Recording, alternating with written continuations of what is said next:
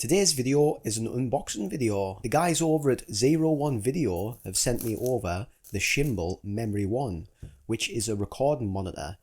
And they've also sent me the TPmini, which is a set of wireless video transmitter and receivers. So I'll start off by saying that I haven't received any financial compensation for this video, but obviously the products that they've sent over, they've said that I can just keep and do with what I want. So that's exactly what I'm going to do. I'm going to put them through the paces and give them a little test. So on the unboxing, straight away here, we've got a glass, tempered glass screen, which is nice to see. It's going to protect the unit itself. We've also got the instruction manual, and here we've got the unit. It feels really well built, aluminium bodied, which is nice to see, especially at this price point, which I believe is £250 UK sterling. I'm not sure what that equates to in US dollars, but just off a quick look around, that's a fairly decent price for a monitor, a recording monitor. We've got a HDMI lead. I've had to separately buy another HDMI lead, but I'll show you that in a minute. We've also got the cold shoe to mount the monitor onto the top of the camera, and this is aluminium. It's metal made, which is nice to see at this price point. Again, it's not plastic, so good so far. Really nice quality, it seems like. And as I just explained, this is the TPmini set, which is the wireless transmitter and receiver for wirelessly being able to transmit and receive video, which is pretty cool. And it's going to be, I'm hoping it's going to be a lot more reliable than what the apps on your phone that you can get are. So straight away inside the box, there's a QR code, what you'll be able to scan and possibly download some sort of app or just go on the website and have a look around. You've got an instruction manual, and here you've got the two units, a transmitter and a receiver. And these seem like nice quality. It seems like, I think this is a metal body. Yes, it's metal body. The red part of it's metal, and the black part is plastic on the top there. It's got a funny looking dragon on the front. That's going to be to taste or not to taste.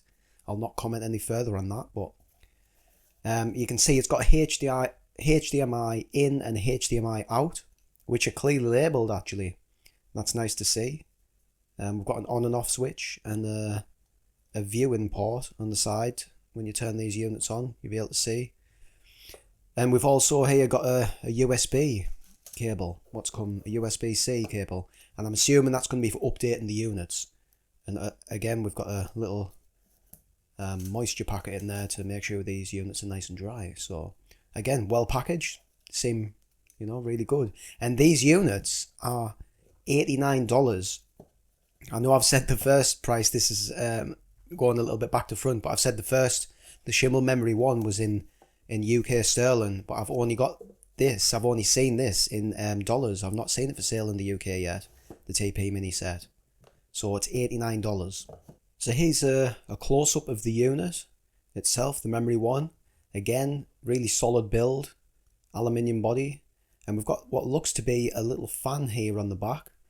So it's going to be able to keep it nice and cool. We've got some buttons here on the top, F1 to F3 and the power button.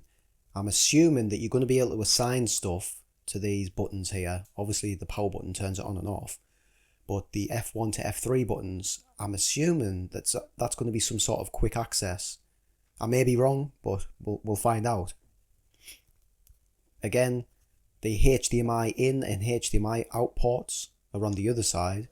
Here's the SD card slot, and we've got an SD card in here. It's come with the unit, and it's a 64 gig Kingston SD card, UHS 1. So I'm not sure if this goes any faster or what, but that's a pretty nice touch to be included in there.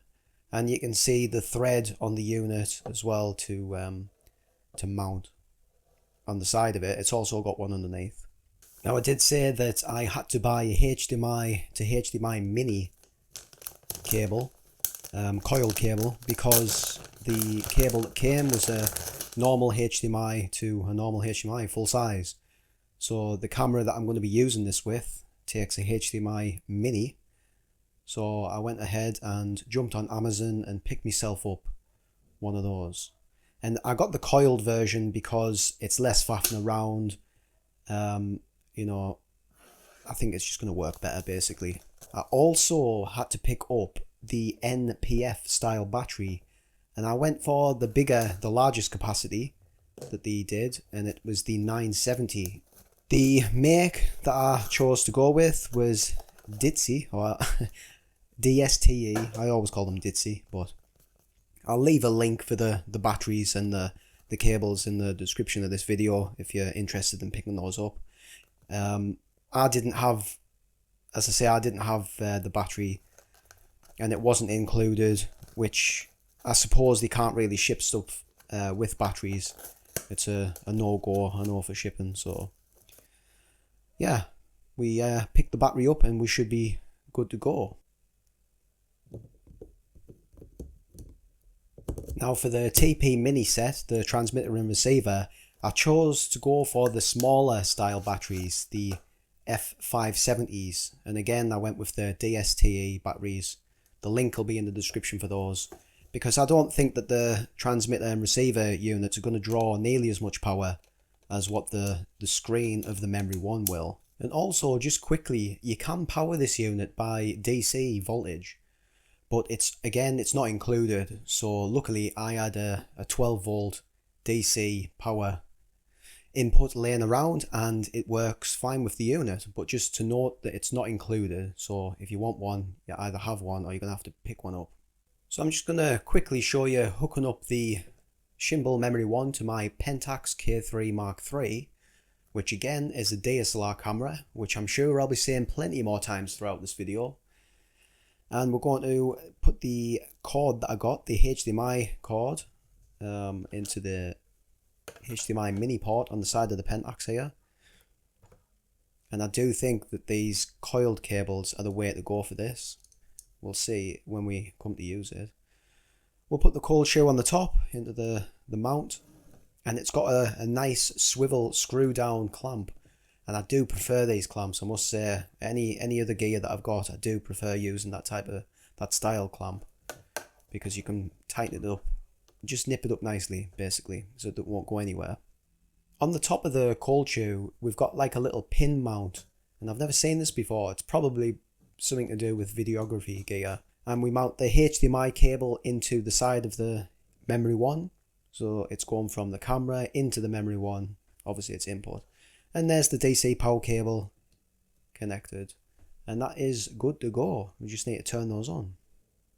Now it's usually a good idea before you turn anything on to have a quick look through the instructions manual, and this one is a very brief instruction manual, but it is well laid out. It's got some nice pictures in there, and it basically tells you all of the functions. But maybe me, I don't usually, you should, I've just said you should, but I don't usually really pay much attention to those. I like figuring things out for myself, so I'll just show you this on here so you can have a brief look through of what it's got to offer and how this device works and all of the buttons and features that it has.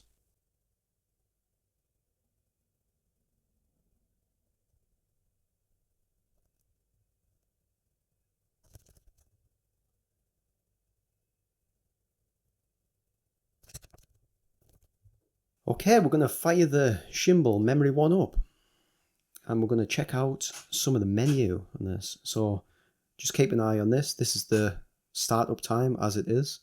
This is live, obviously. At the time of recording it's live. But yeah, this is how long it takes to fire up and get into the main menu. I've got the monitor hooked up to the Pentax K3 Mark III, which is a DSLR camera, and I've put it in live view. So if it does cut out every now and again, it's because it's a DSLR and not a mirrorless camera. But yeah, I'll state straight away that I am not a videographer or a cinematographer. I'm a photographer by trade, I suppose, but I am more than happy to have a look through and showcase what's inside this piece of equipment, the Shimbol Memory 1. Very useful for cinematographers and videographers. It's got all of the waveform, RGB panels, vector scopes, And I'm starting to get to grips with these myself, with the video editing, so I have no doubt that this monitor is going to come in very useful for me going forward, especially with the YouTube channel. You've got your safe areas here, which you can turn on, and you can see around the outside there, that's where the safe zone is, and you can change that obviously. Yeah, you can change those to suit, and you can change the colour and the width of the colour. So there's a lot of different options there, and you can obviously just choose your favourite preference or whatever's going to suit you and your equipment. We've got a grid here we can turn on, so this is good for lining up your shots, rule of thirds and all the different ratios. See how many lines you want to cross on the grid there. Anamorphic. Now I'm gonna say this is to do with videography, and yes, I think I'm right on that one there. It's squeezing the video, so it's more like a cinema style. And if you've got a different camera, I'm going to say a cinematography camera, that's going to come into play there. I'm not sure it's supposed to be used with what I've got here. Focus menu. So this is focus peaking. As you can see there, it's good that they give you the colours, because some people prefer blue, green, red, and they're giving you the option, and the sensitivity, you can go way over the top there, obviously. It is very customizable, this, I'm finding. Zoom option. So, did I actually click that there? Don't think I did. No, I didn't. So I've turned the zoom on there, zoom in, pinch the zoom. This monitor is so responsive. It's so easy to use. You can see there, it's a pleasure. The screen, the touch screen on this is really nice to use. Going to the exposure menu, we've got the zebras. Just keep making sure the camera stays on live view. So you can see there the outlines of the zebras. You've got you can actually mess around with the maximum and minimum. False color. I'm gonna say that's to do with videography. I don't really know, so I'm not gonna pretend. I'm not gonna make anything up here. If I don't know what it is, I'm not gonna talk on it. I will find that out after this video. There'll be a lot of research going on because I want to use this monitor to its fullest. So guess I'm learning videography from now on. Monochrome settings. Different monochrome functions there. I'm not sure why they're in there, what they'd be useful for. Leave a comment down below to let me know. You can input LUTs on this monitor, so they don't bake them into the files, but what it does is give you a starting point to see how your footage will look instead of it being in log. And you can see here there's some preset LUTs. You've got the C log, S log for different type of cameras. So, and you can obviously put user ones in yourself, your own LUTs, and I believe it's up to 50 different LUTs, which is good. HDR PQ, and that's bright. Now the the camera that I'm recording with is the Canon R50. So the monitor is mounted on the Pentax K3 DSLR, and I'm recording with the Canon R50. And the Canon R50 actually has a function inside of the camera, which is HDR PQ, and I think it's 10-bit video recording. So I'll have to have a deep dive into that and see what that's all about, and if that's a function that I can use with this monitor there. Recording and playback menu. Obviously there's the recording definition that you can change around there. You can change the file naming, and them are the video files that you can see that has been recorded on the monitor itself. Into the settings menu, we've got all the brightness settings, contrast. It's actually changing the contrast and brightness of the footage, it looks like. It's not the actual monitor, the screen, because that's under the backlight setting. And if I turn that up, it was on 0 there, up to 100%, you can see that's blown out the shot. So we go right back down, not to 0. And I've done a test outside and it is very bright, 2000 nits. Obviously this monitor's rated that, and they weren't lying when they said that it can be used outside. It's really, really bright. This is where your software updates and all that type of stuff you can do here in the settings. And obviously your playback, some footage what I took earlier on outside, testing the TPmini wireless video transmission, and it turned out to work very well, and the distance was amazing. So yeah, that's a quick overview, quick rundown through the menu of the Shimbol Memory I.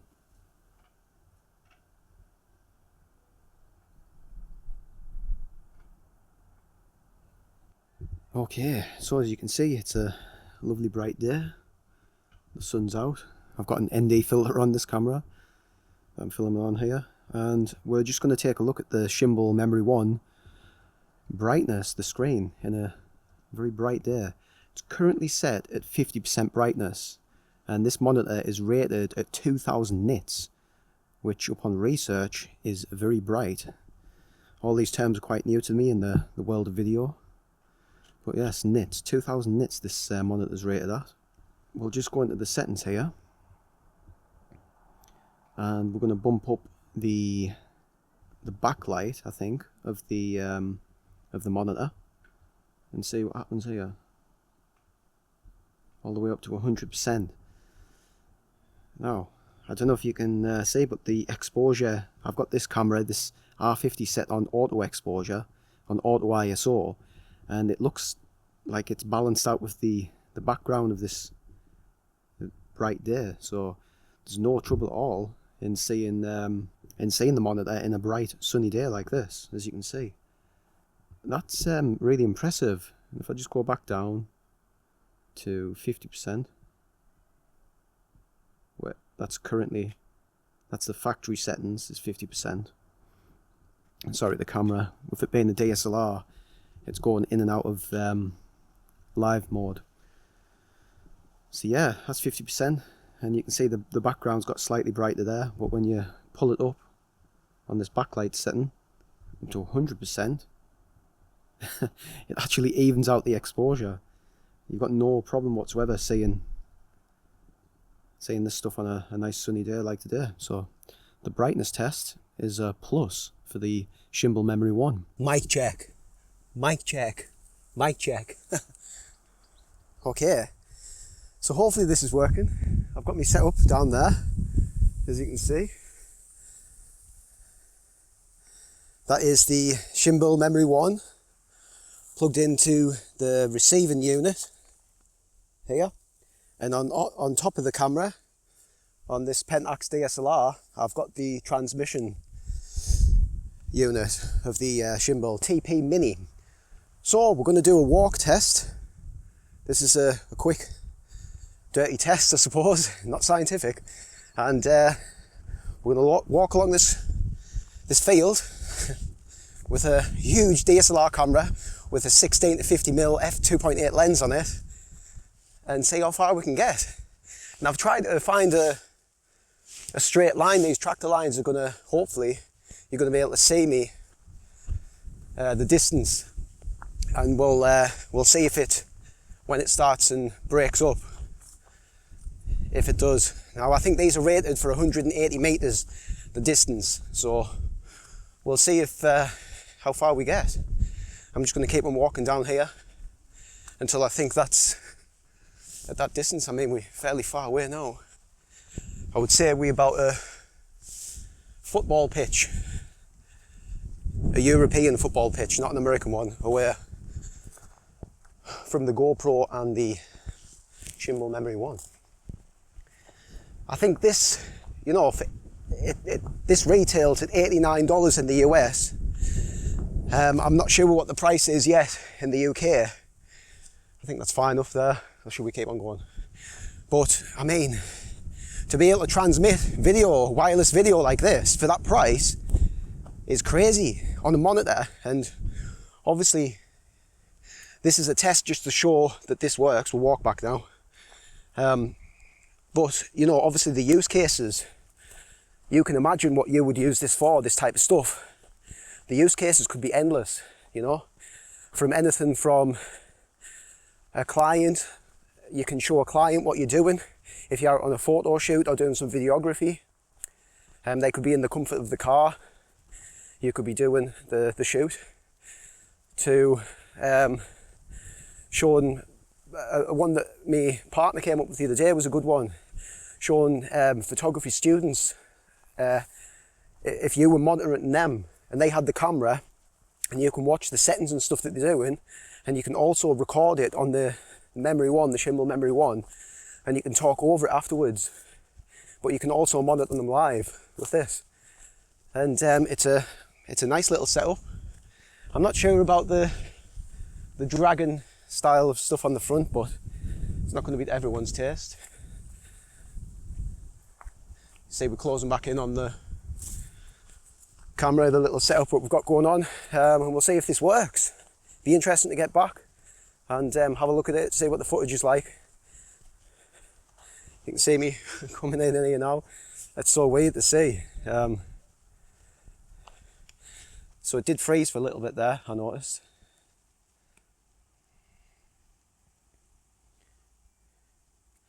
Now, I will say with this camera as well, the Pentax, with it being a DSLR, the autofocus is pretty much, well, it's not like a mirrorless camera where it's going to pick up my face, so we might be a little bit blurry back there or not in focus, but it doesn't really matter. We're just doing this for the purpose of a test. I've had to run f22 on here because I don't have a filter that I couldn't find anyway, at least the size of the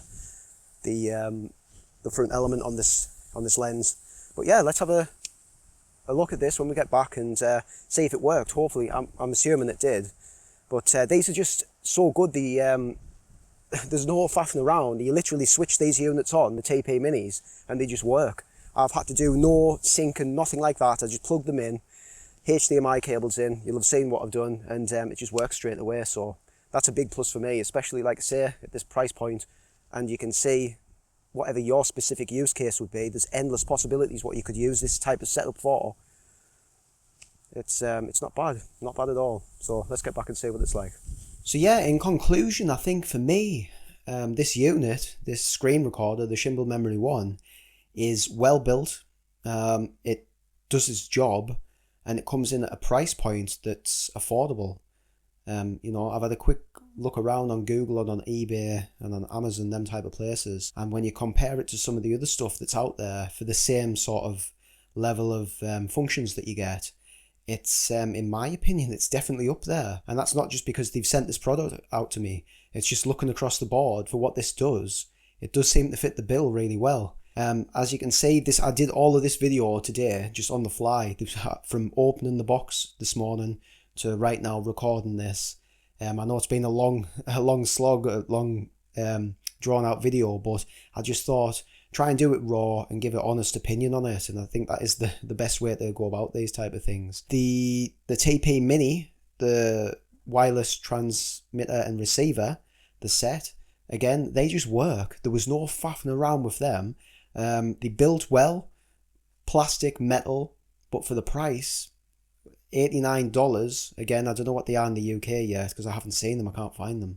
Any drawbacks to these items? They did lose transmission after what I said was maybe it's the width of a football pitch or the length of a football pitch. I would have liked to seen a DC power plug included with the Shimbol Memory I. That would have been nice. Maybe a carrying case would have been good with me chucking it in and out the backpack. You saw I was on the dirt path there in the field. It has got the tempered glass screen protector on there, but I would like to see a case with it. But again, maybe just from a cost point of view, this is how they're able to do it at this price. But yeah, overall, I think if you're in the market for one of these, just going off what I've done here today, would I buy one? Well, for the stuff that I've got in mind for it, doing the settings videos and showing the actual on-site workflow that I do, then yeah, I probably would. Would I need the TPmini set with it? Maybe not, but I mean, again, for that price, you may as well just get it anyway. All the links will be in the description if you want to check those out and purchase it for yourself. And as always, I really appreciate you watching these videos, any of the videos that I do, whether it be review or, you know, on the field sort of thing. Just photography in general, videography now. I'm going to have to be doing that going forward now I've got the gear. So yeah, thanks for watching, and I'll see you in the next video. I'm out.